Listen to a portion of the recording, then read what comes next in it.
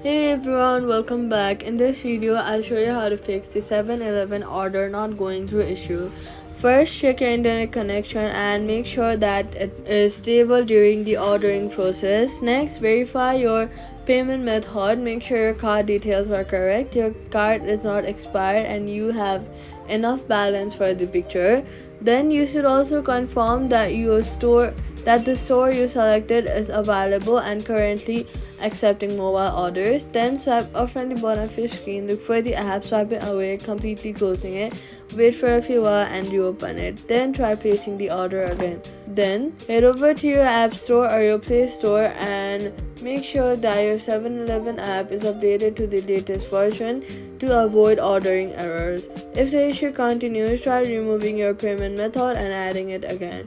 Sometimes the order may fail due to temporary server or system issues, so waiting a few minutes and trying again can help.